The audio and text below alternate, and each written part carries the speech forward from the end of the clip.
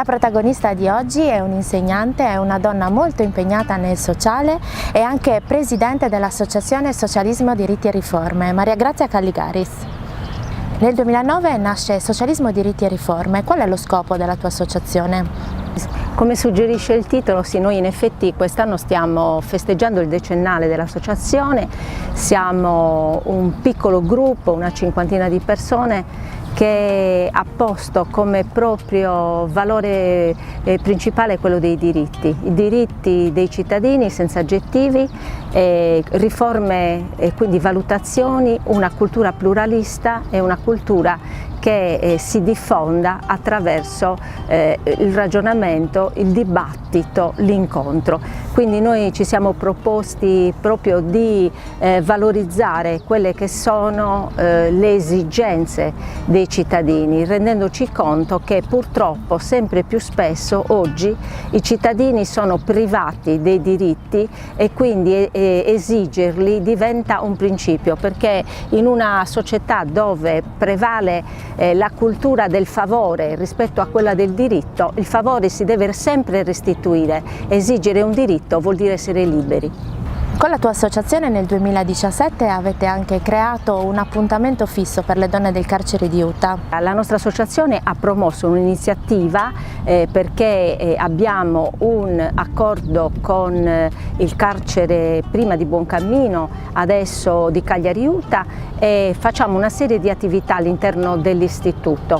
Intanto garantiamo i colloqui con i cittadini privati della libertà sia nella sezione maschile che in quella femminile. Ricordo che nel carcere di Utah ci sono circa 600 detenuti, di cui una ventina sono donne, e nel carcere, nella sezione femminile invece da alcuni anni abbiamo promosso il progetto Benessere dentro e fuori, anche con la collaborazione della dottoressa Maria Franca Marceddu, che è un chirurgo estetico, ma dall'anno scorso, grazie al contributo di 5 parrucchiere volontarie che 2 volte al mese, alternandosi, garantiscono la messa in piega alle detenute. Poi le nostre volontarie che lavorano all'interno della struttura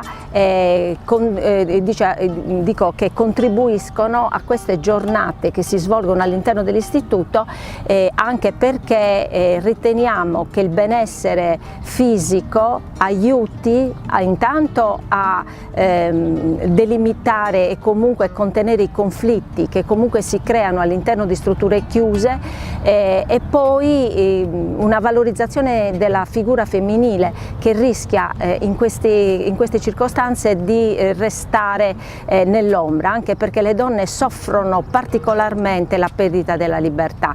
Da quest'anno inoltre un'altra volontaria, Alma Pischedda, ha promosso un corso di ricamo, quindi le detenute si stanno anche prodigando nell'apprendere questa antica arte del ricamo e stanno realizzando dei lavori che speriamo di poter far conoscere all'esterno con una piccola mostra a mercato, in modo tale che questo lavoro che loro stanno realizzando possa anche garantirgli qualche centesimo per renderle ancora più motivate e diciamo così, e valorizzare se stesse come persone.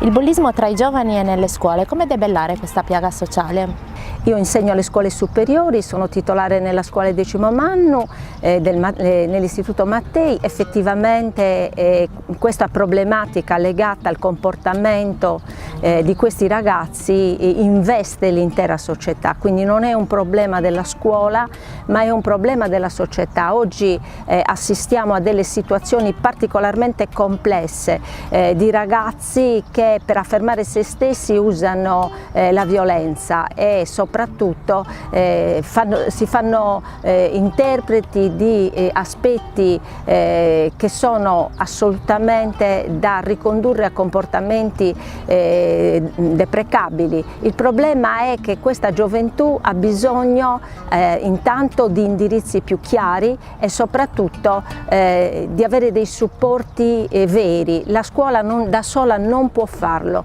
ha bisogno di figure professionali esterne e appunto di equip psicologiche che aiutino i ragazzi ma anche gli insegnanti ad affrontare problematiche che sono di natura sociale. Un anno fa hai avuto a che fare tuo malgrado con l'ospedale oncologico di Cagliari e con i disagi legati alla tempistica, alla lunga tempistica per la diagnostica. La situazione dell'oncologico di Cagliari, dell'ospedale Businco, è peggiorata dopo la fusione con l'ospedale Brozzu. Ci sono delle professionalità eccellenti, tra tutti ricordo Antonio Macciò, che è il primario di oncologia ginecologica, che porta avanti una specialità, una specializzazione di altissimo livello. Ricordo anche il gruppo della senologia. Il problema è organizzativo, bisogna dotare queste strutture di percorsi, soprattutto al femminile, che garantiscano a ciascuna donna che incappa in un tumore femminile, di poter vivere tutta l'esperienza in tempi ristrettissimi, perché il tumore non aspetta, il marcia velocissimamente e quindi è assolutamente necessario che si organizzi un sistema. Basti pensare che all'ospedale Businco non c'è neanche un bar e chi va lì a fare le analisi o comunque